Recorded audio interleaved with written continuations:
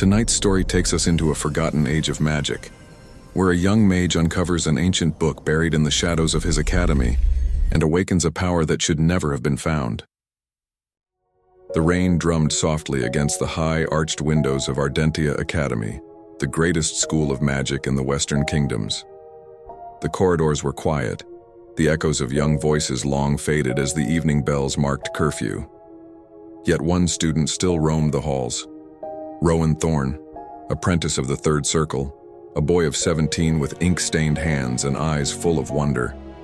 Rowan was not the Academy's brightest student.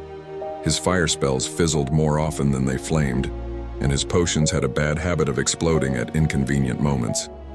But what he lacked in skill, he made up for with curiosity, a dangerous trait in a place full of secrets. That night, while the other apprentices slept, Rowan crept into the grand library. The air smelled of parchment and candle wax, heavy with centuries of knowledge. Thousands of tomes filled the towering shelves, some glowing faintly, others wrapped in chains of silver. His candle flickered as he wandered deeper into the forbidden aisles, where the oldest books were kept under watch by protective charms. He was searching for something to help him pass the upcoming trials, a test that would determine whether he could advance to the Fourth Circle or be dismissed from the Academy altogether. He didn't know what he was looking for until he stumbled upon it. A loose stone near the back shelf caught his foot. When he bent to fix it, his fingers brushed against something wedged beneath the lowest shelf, a small black-bound volume, its surface dusted with centuries of neglect. Strange silver runes shimmered faintly across its cover, alive under the candlelight. There was no title, no mark of ownership. Curiosity overcame caution. Rowan pulled the book free, wiping away the dust. The instant he opened it, the candle flame turned blue. A whisper slid into his mind, soft, ancient, and impossible to ignore. At last, another seeker. He nearly dropped the book. The whisper wasn't spoken aloud.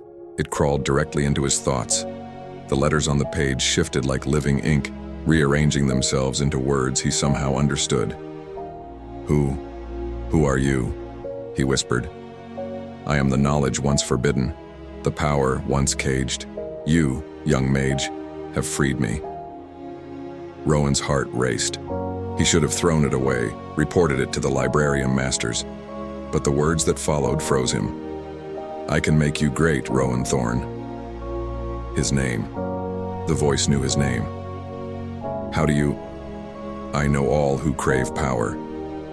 The voice purred, almost kindly. Open me, and I shall teach you the language of the old magic, the words that shaped creation before the circles were ever formed. He hesitated.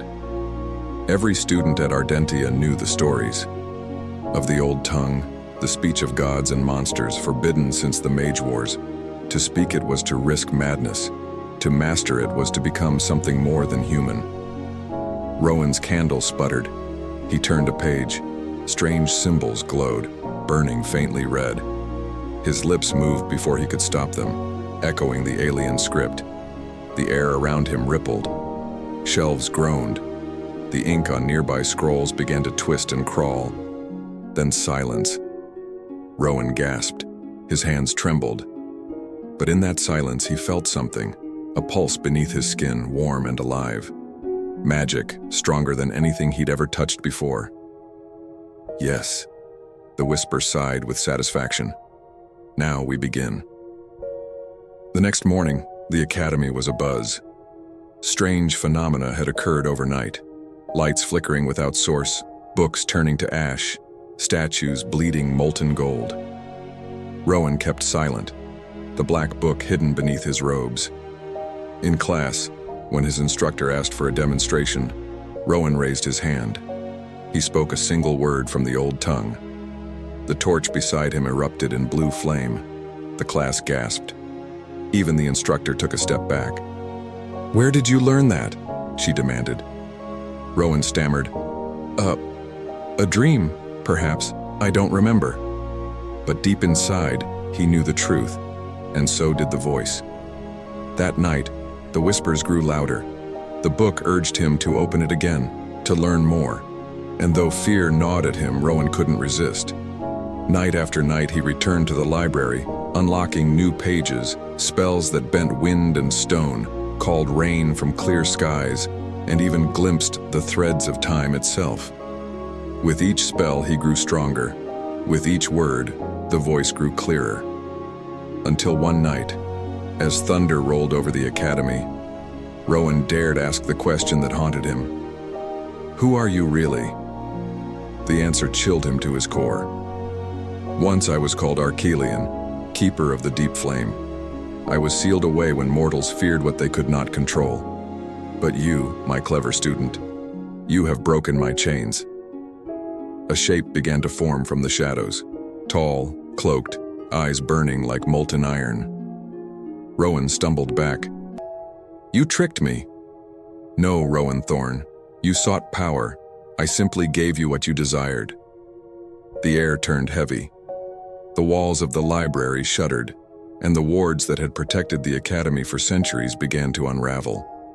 Rowan dropped the book, but it floated in midair, pages fluttering like wings. Join me, Archelion whispered. Together, we will remake this world. Rowan clenched his fists. Fear battled against temptation.